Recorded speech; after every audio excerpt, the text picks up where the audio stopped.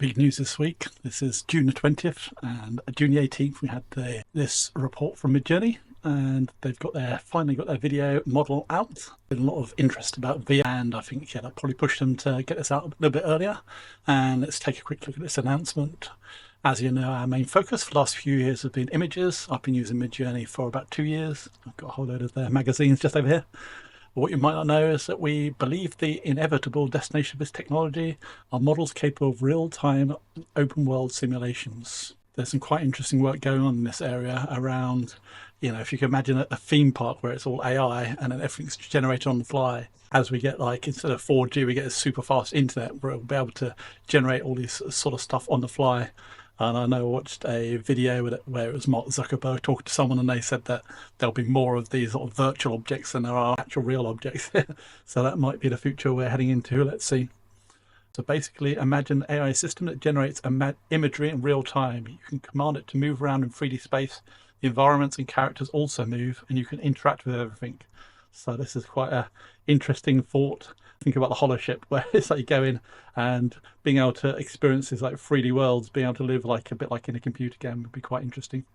In order to do so, we need building blocks, we need visuals for our image models, we need to make these images move, so that's the video models, we need to be able to move ourselves through space, that's the 3D models, and we need to be able to do this fast, so real-time models.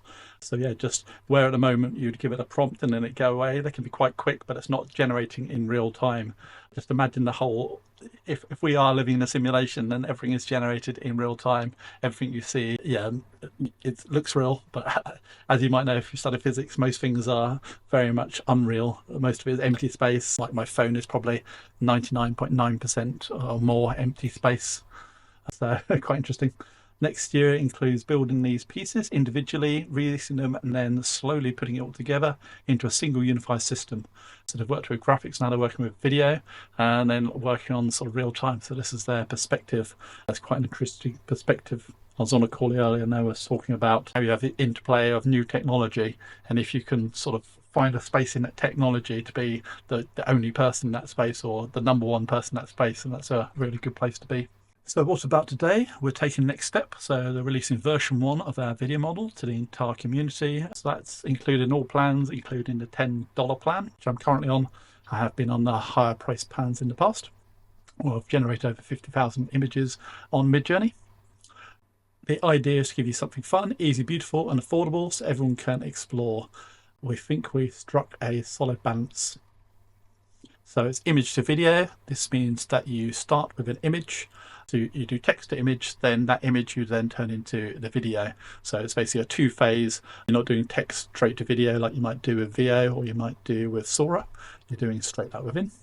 Zoom in a little bit, there's an automatic animation setting which makes up the motion prompt. So you can choose you can choose a low or a high animation that will just do it automatically, or there is a manual process. So yeah, high motion or low motion.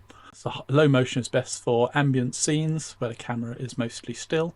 High motion is best for scenes where you want everything to move, the subject and the camera. The downside of all this motion can sometimes lead to wonky mistakes. So we'll test it out in a bit and let's take a look. We'll take a look at some examples and then we'll generate some of our own and see how those turn out. So you can extend, I think about 5-second clips for the high motion. Or that's also letting you animate images uploaded from outside of Midjourney. So you can drag an image in and then you can use that as the start frame for your motion prompt. So that's something else we could also have a look at. So basically, the prices we charge for them are challenging to predict. I think at the moment it's something like 4 image credits for 1 video credit. So we'll have to see how quickly those go. That's the announcement. Let's take a look at their video. I won't watch the whole thing, but we'll take a quick look at some examples. Midjourney has a sort of style about it, which I quite like. So it's quite cool. Video quality is very good. Okay, so let's take a look. I think there are also some examples they gave in there. You just zoom out a bit. We'll come to here. And if we go to explore more videos, I don't know if that's examples from them. I think this is from the community. And let's take a look at that. So you can see the facial images are pretty good. It's in, looks like maybe Korean. Let's go back. These are probably some of the top ones. That's quite a cool one. And you could take that prompt if you like. You could take that text, stick it into there, and then white line drawing illustration of jellyfish, and let's generate that. Okay, I am a member. Let's just go to alpha.midjourney.com, and I think then that should be logged in. Let's give that another try. So we're going to grab that text and we'll generate that. Then it's going to appear over here. So first of all, it's going to create the image. If you just want to animate, you can click on animate over here. Let's take a look. And let's go for this one here. We'll go to animate, and that's going to go ahead and do a basic animation. But if we wanted to see more settings, then what we'd do is we'd click on it. So this one here. And if we scroll down, not on that side, we're going to take a look down this left-hand side. Here's a video I played around with. So this is taking an image, I suppose, of me. No sound yet, not like VO, which has sound, so you'd have to add the sound effects on afterwards. There are some quite cool tools like 11 Labs lets you create sound effects, and you can create some audio on top of that. But I do like the VO lets you do that.